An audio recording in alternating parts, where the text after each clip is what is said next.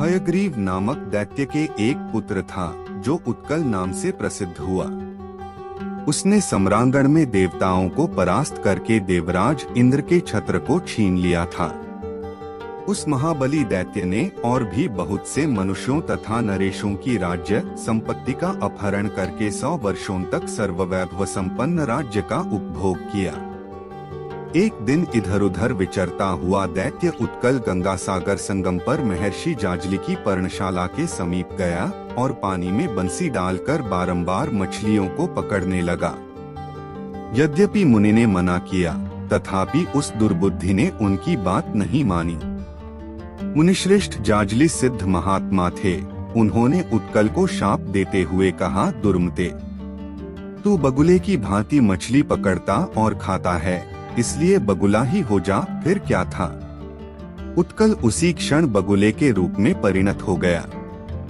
तेजोभ्रष्ट हो जाने के कारण उसका सारा गर्व गल गया। उसने हाथ जोड़कर मुनि को प्रणाम किया और उनके दोनों चरणों में पड़कर कहा, मुनि, मैं आपके प्रचंड तपोबल को नहीं जानता था। जाजली जी, मेरी रक्षा कीजिए। आप जैसे साधु महात्माओं का संग तो उत्तम मोक्ष का द्वार माना गया है। जो शत्रु और मित्र में, मान और अपमान में, सुवर्ण और मिट्टी के ढेले में तथा सुख और दुख में भी संभाव रखते हैं, वे आप जैसे महात्मा ही सच्चे साधु हैं। मुने, इस भूतल पर महात्माओं के दर्शन से मनुष्यों का कौन सा मनोरथ नहीं पूरा हुआ। ब्रह्म पद, इंद्र पद, सम्राट का पद तथा योग सिद्धि सब कुछ संतों की कृपा से सुलभ हो सकते हैं। मुनिश्रेष्ठ जाजले, आप जैसे महात्माओं से लोगों को धर्म, अर्थ और काम को प्राप्ति हुई तो क्या हुई। साधु पुरुषों की कृपा से तो साक्षात पूर्ण ब्रह्म परमात्मा भी मिल जाता है। उत्कल की विनययुक्त बात सुनकर जाजले मुनि प्रसन्न हो गए।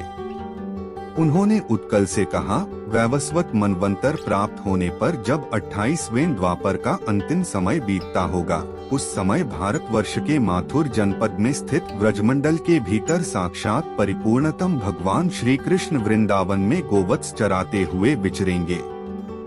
उन्हीं दिनों तुम भगवान श्री कृष्ण के हाथों से मृत्यु पाकर उनमें लीन हो जाओगे, जैसे हिरण्याक्ष आदि दैत्य भगवान के प्रति वैरभाव रखने पर भी उनके परमपद को प्राप्त हो गए हैं।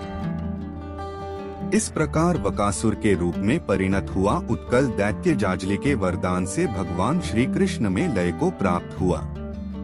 संतों के संग से भला क्या नहीं सुलभ हो सकता।